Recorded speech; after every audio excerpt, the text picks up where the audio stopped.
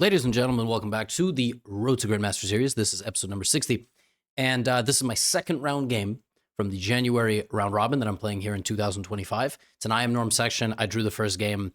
I'm going to show you this game, and then at the end, I would like to share some unfiltered thoughts about the tournament, the Road to Grandmaster series, and so on. So definitely stay tuned.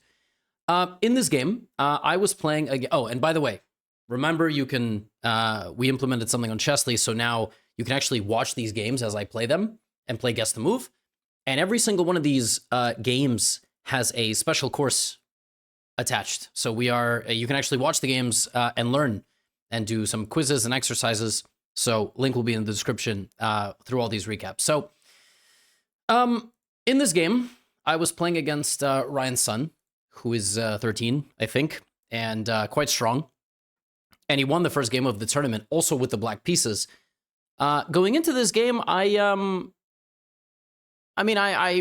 had an idea, and I played it, and it was this idea. So I went into a Queen's Gambit declined, and rather than playing the traditional move Knight C3, I played this move Queen C2, which is a pretty flexible move. You might remember that Gukesh versus Ding was C takes D5, or you might not remember that. And in the game, Gukesh played a very unique idea. Ding went like this and then put his bishop on F5. Basically, Queen C2 is just a tricky system where you see what Black does. Black can play a lot of things. Bishop E7, C5, DC, Knight D7, A6, B6. Like, Black can play everything under the sun here. My opponent, though, played Knight D7, which I don't think is the critical move, because what it allows is for me to trade like this, and now you have an exchange Queen's Gambit declined, where Black cannot develop the light squared bishop so quickly because it's blocked and it would be illegal unless you are a chatbot. So I was actually quite happy here, and after bishop f4 c6, I had a thought, because I couldn't remember, and there's a million move orders, like sometimes you go knight c3, sometimes you go e3, and sometimes you go h3. And basically Black's idea is that, you know, the move knight h5 is sort of possible in every single setup. And you know, I was like, well, I can play h3 now, and if knight h5, I just play bishop h2, and that's not scary. But I was like, I think there's some positions where if I play h3, my opponent can play knight e4, and then by the time I'm done developing, suddenly I'm actually under a lot of pressure, like crazy lines like g5. So I was sitting trying to remember what was in my notes, and what I'm supposed to do apparently in this position is before I play h3, I'm supposed to play knight c3. This is the secret sauce. That way knight e4 is not possible, and for example, bishop b4, I just play a3, which is pretty smart, and then if queen a5, and I obviously can't do that, then just rook c1. This is what I should have played. I should have played knight c3, bishop e7, h3, and then there is no knight e4 and no knight h5. I didn't remember this, like, this nuance, and so I was like, you know what, I'm just going to play e3. If he plays knight h5, I'm going to go bishop g5, and we're going to trade, and that wasn't the critical approach. And this is one of the dangers of trying out, you know, some new prep, but I still didn't really mind. Like, it's an exchange, Queen's Gambit declined, and we traded some bishops, and I thought, we just play. I mean, yeah, like, I'm not, you know, going full Magnus out here with, you know, freestyle forever or whatnot, but yeah, openings are... Getting an advantage against a strong young player now is almost impossible. So I played knight c3. I would have liked to develop my bishop here. I cannot do that because of knight f4, which is annoying. And I also didn't really want to play bishop e2 because I want the bishop on d3. So the reason I played knight c3 is that if my opponent were to castle, I would go here, and then I would castle, and I would get the setup that I would like. So that's why I went knight c3. My opponent went knight b6, which I don't think is correct. And like the computer, I mean, it's 0.26, it doesn't really matter. But I didn't think that the knight on b6 was correct in the Queen's Gambit declined. And, you know, in it, Black wants to put the bishop out here.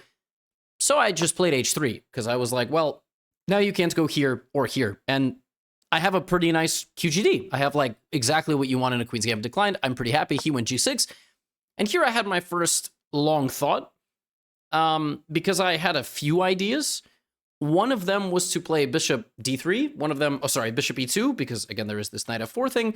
Another one was to play g4. I had another idea, which was queen b3, a4, a5, because I want to play a4, a5, but then he would just go here, And then if queen b3, there is like this move. So I was like, well, what if I just start with queen b3 and then a4 if it's not, you can't play a5 because I would take the knight. And I ended up going g4. I spent 11 minutes. I thought this was a very bold decision. Now his knight probably has to draw back. And I thought on g7, my pawn is nicely controlling the knight. And on f6, the knight is not going to be able to go to e4 because I'll play here and then here. He went here, I went here. And I realized when he played h5, originally my idea was to go rook g1. And then after pawn takes, I thought, okay, the position's equal, but I kind of like it. Like his bishop can't get out, his knight can't get out, and I'll castle queenside. But then when he played h5, I was like, oh, I have a really nasty little trick here, which from a distance I didn't see. I just thought rook g1.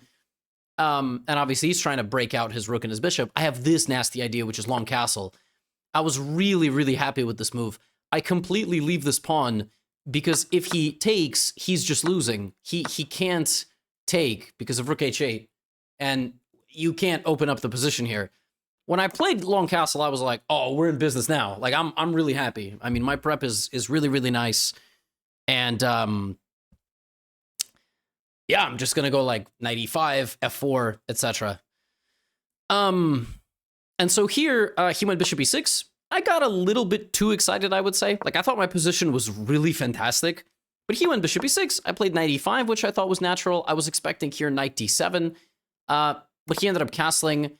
And I went f4, and I thought all these moves made a lot of sense. I mean, I'm just trying to storm him on this side of the board with f5, etc. For example, knight d7 just loses, f5 traps the bishop, take, I take, I'm threatening this, and I'm threatening f6.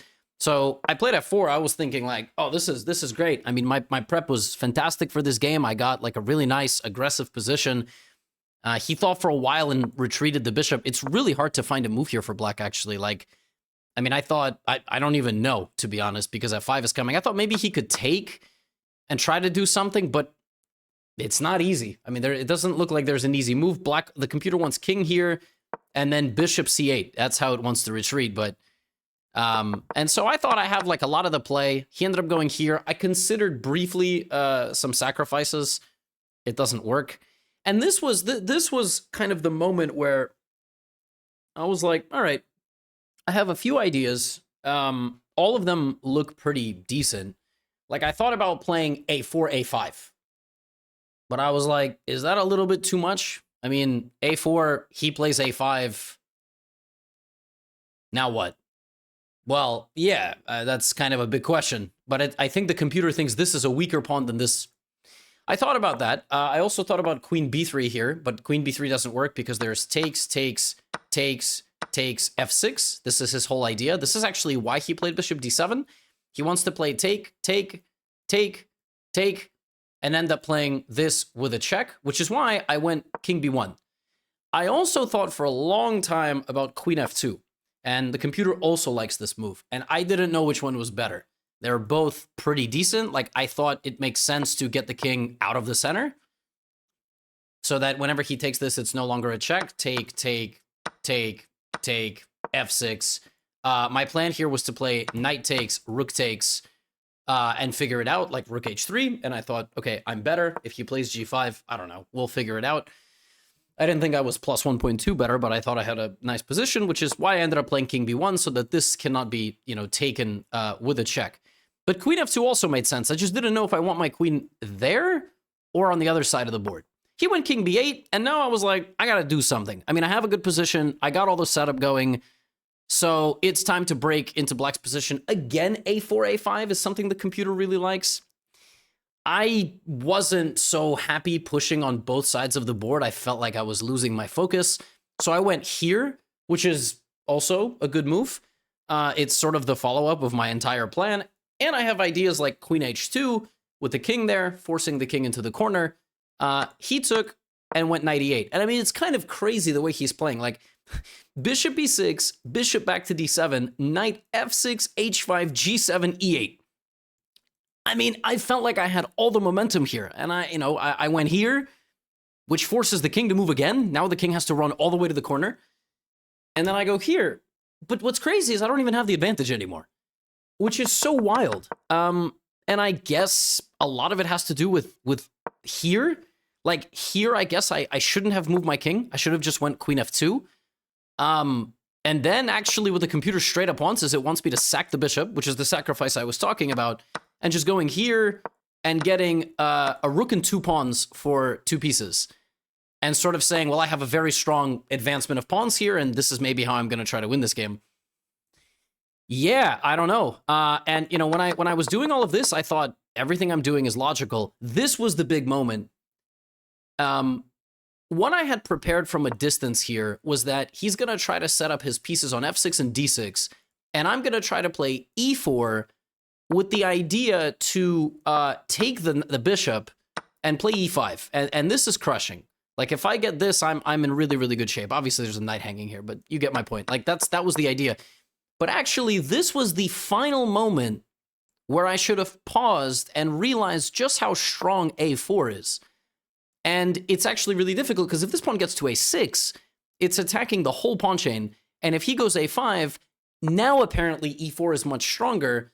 The point is that if bishop c8, which is exactly how the game continued, it's just a better version. It's actually the same thing that happens in the game. So in the game, I went e4, which was not the best move. And then here again, I can go for some a4 stuff.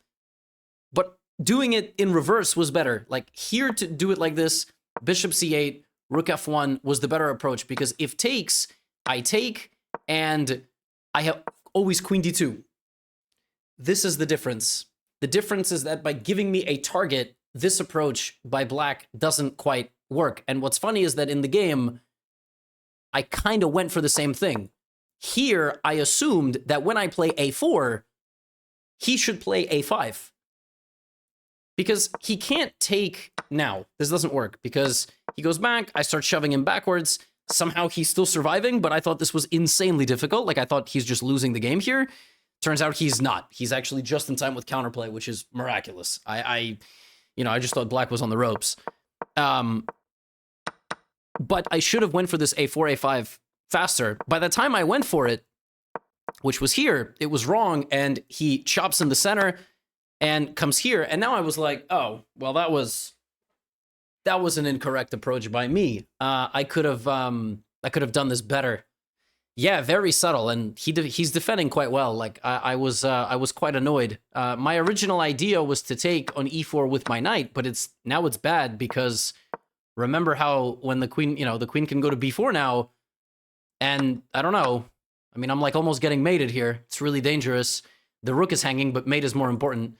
And then there would be like, actually, that wouldn't work. He would have to play rook d4, which is, I mean, the position's completely crazy, but yeah, black is having a lot of fun. And I ended up settling for this, and then here I played a5, and this was the final moment where I could have avoided doing something stupid. I took the knight, and I could have just retreated my bishop. Which, I mean, the move I made here was not the stupid move, but I could have retreated. He cannot take on f5, and my next move is rook c1, rook c5, or rook c7. He can maybe play rook g5, but I don't think this really works, and I get my pawn to a6. So maybe here he would have to play a6 himself. I would play rook c1, and probably, I don't know. I mean, I doubt I can break through his position anymore, and probably he cannot break through mine. But instead of that, I went for this. And the point is that now he can take on f5, which was the big pawn in his position for a long time. And I really, really struggled here to figure out, like, where my king goes. Because originally my intention was to play just very quickly king a1. But then I was like, what about king a2? And also I was like, what about king c1? Like, king c1 looks ridiculous, but it's not like he's ever going to checkmate me. And also I'm trading the queen. So I spent a little time, I ended up going here. And this was the move that I kind of expected, but I thought after rook d3, he's trying to go queen f4 check, and I would block. I thought after, all this, I'm fine. But something really nasty happened here. After check here, everything's fine. It's 12 minutes to 18. What I had prepared in the distance, I realized doesn't work, and I totally panicked here. My idea here was to just play queen f3. Protecting everything. a6 is on the way. So probably he has to play a6. I play rook c1, and the position is fantastic. Like, I have a lot of pressure. I'm maybe, queen, whatever. Like, I'll figure something out, but I'm definitely not worse. But when I got here, I realized I cannot go here because of rook g3. And I have no idea if he saw this or not. But when I realized this, now look, here, here, here, I'm like getting mated basically. I am mated. The only way to survive here is to play knight d3, which I like have considered, but I suddenly was like, I can't make a move. I was calculating, for example, because basically this is the threat. And if I play a6, it looks like I'm winning, but I'm not. Bishop b1, this is mate. I just get mated on b1. And if I run this way, queen b5. So queen b5, he takes my bishop, and I lose the game. It's probably even worse than that. I just get mated. He doesn't even take my bishop. When I realized rook g3 was possible, I was like, oh my god. Now what's funny is, yeah, with knight d3 is the only way to survive, but I was like, oh my god, what have I done? Like, I don't have queen f3. I was relying completely on queen f3. What's funny is I actually played the best move between retreating my bishop to here and here, which is a total 50-50. Like, it's a complete crapshoot. Like, I have no idea which one is better. I was like, bishop on h1 looks really stupid if a6 doesn't work. Bishop on a2 looks really stupid because it looks really stupid. I ended up playing this. Yeah, this was bad. I got down to 4 minutes here. And again, it was because he has this rook g3 resource and rook g2, and I was like, oh my god. I can't even play queen c1 because queen c1, he has rook takes b2, which is unbelievable. And I can't take because queen f1. All of this is correct, but the computer here finds, just simple, knight takes f7. And who cares if he can take on b2? But I rejected queen c1 once I saw rook takes b2, which was, again, silly, but it was, you know, one mistake after the other. Like, I was like, oh my god, I blundered, rook b2, I'm blundering. No, actually, no, I have... And okay, like, it's not that bad. So I went here, setting like a half trap, setting a trap, trying to get him to go here because I have this crazy move. And now, you know, the queen is under pressure, the rook is under pressure. Playing this position with 1 minute and 40 seconds on the clock is not really healthy for your nerves. He finds rook b2 anyway. I take the queen, he goes here. And now I have knight takes f7, which is crazy. My rook is hanging, his rook is hanging, his knight is hanging, my knight is hanging, his other rook is hanging. And we have a little skirmish here, which ends up with me in a very difficult endgame. It's difficult because my knight needs multiple moves to get out. My king is terrible. His king is actually pretty close to leaving. And ultimately, my biggest weakness, if it falls, will lead to a 2-0 endgame where I will probably lose. So I tried my best here, and he was being so annoying. Like, I thought he had multiple ways to put pressure. Here he tried to set up knight c3, which is the Arabian mate with rook b1 or rook a3. And here I was like, oh, just rook f3. He didn't play it. So I ended up giving him this pawn and just investing in my d pawn. He went down to like 7 minutes, and here he allowed me to like get some counterplay. I was actually getting a little confident. I was like, oh my god, I'm gonna win his pawn on h4. Like, what is he doing? And so here, you know, I brought my king forward, but I no longer knew what to do. Like, I thought I had momentum here, but I was like, he's just gonna start pushing his pawns. Like, I don't know what to do anymore. I thought about playing rook g4, but then I was like, and the point of rook g4 is like going around and then, you know, playing rook d8, removing his knight and then advancing. But I was like, I don't know how I'm gonna stop any of his. So right around here is where my resourcefulness just like ran out. I just couldn't find anything anymore. Ultimately, I tried to chase down his pawn like this, but this was wrong. And now his king gets out. And this was maybe the last moment I could have went king d3, king c5, and played rook e5. And I should have done this.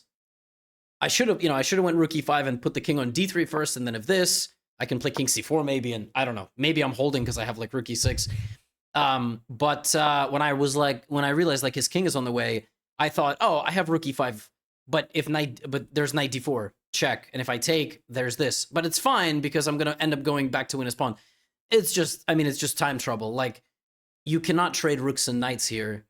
And I did. I went here, which was a mistake. I totally misevaluated this endgame, but when you play like 20 moves with 1 minute on the clock, you're bound to do something dumb. Yeah, I should have just kept more pieces on the board. I also thought about rook before check, but then the king goes here, and again, he just starts pushing, and not that way, but yeah, king d3 and rook e5 was definitely the move. And then if here, maybe I can take like this, and like this is maybe a different endgame because his pawns are not that advanced yet, and my pawn is moving, and this is actually harder because my pawn keeps the knight under lock. This is drawable, but what happens in the game is not. What ended up happening in the game is his king is too active and my king is too far. this was maybe the final moment right here.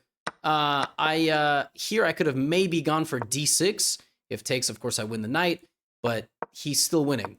There's no way, and the worst part is by the time I win this pawn, there's this fork. So I'm just going to be 2 pawns down. And yeah, once I saw this, I was like, you know, I'm just losing. And that really sucks. I was like, oh man, I completely misevaluated this. And this was very annoying because I could have went for king d3. I like almost got there. It's like less than -1, but just a poor evaluation of that endgame. And yeah, I mean, I saw king d3, but I didn't quite appreciate how losing it is, and it's very losing. Yeah, and I tried, but the pawn is too far. My knight is stuck, and he went here, and I resigned. The point is that if I go here, he just sacrifices and wins my knight. And by the time I get to his knight, he gets to mine, and he promotes, and I lost, which sucks. I've been on like a bad streak, honestly. I had the bad tournament in New York, and I played a few classical games against Pia, which were very nice and fighting. And I played a few substituting games here in New York. But like, I don't know, I haven't got my footing back somehow. Like I mean, even in this game, I was playing well. I wouldn't say I like doubted myself much. I just got outplayed by like a young, strong player. Like I mean, it. You know, the first game was not good to not win, but you know, like I said in the beginning, I was gonna share some thoughts. Honestly, like what has been quite frustrating for me in Road to GM is not like negativity of comments or whatever when I lose. But I get like when I play these tournaments, I just get so many random clips and snippets sent to me of like what other grandmasters are saying. You know, like Hikaru covers the games live, and when he makes recaps, he is really nice. Like he compliments me and my opponents and whatever. But I just have to like sit here. I get clips sent to me of like, oh, like Hikaru was streaming your game and he was roasting you, and I'm just like, I'm trying my best, you know, like. I'm not showing up to these tournaments to get content. Nobody wants to lose for content. And I just wish that like when Hikaru was covering some of my games, he would just think there's like a person on the other side, you know? And it's tough, man. Like it's tough. Like I am a bit sensitive to it. Not from the comments, but I'm like, I like Hikaru. I like, you know, covering his tournaments. I like interviewing him. I don't say anything negative about any top player. And it's just tough, man. Like it's really tough on me. And I get sad. It just makes me sad. And you know, there's gonna be people who are like, well, you do guess the elo, you roast low-level players. Yeah, but that's like for fun and voluntary. And like, I'm trying my best, man. I really am. I don't need to be told how much of an idiot I am for like 4 hours straight. But yeah. So Hikaru, if you watch this for some reason, you know, I'm a human too. It sucks. Anyway, I'm gonna go play my 3rd round. Okay? And you know, with me, you always get you get the human side of things too. I'm not even that bummed I lost the game. Like it sucks to lose, but I hate that like this Road to GM has just like dissolved to the point of just like getting sent, you know, what this grandmaster said about you or what this person said about you, or like look at this comment on, you know, like it, you know. I would love to say I'm an athlete that just gets to stay off social media during competition, but it's not true. My whole life is content, like it's social media. So I'm always going to see it. And it sucks. But 7 more games to go. And I'm going to try my best. So get out of here.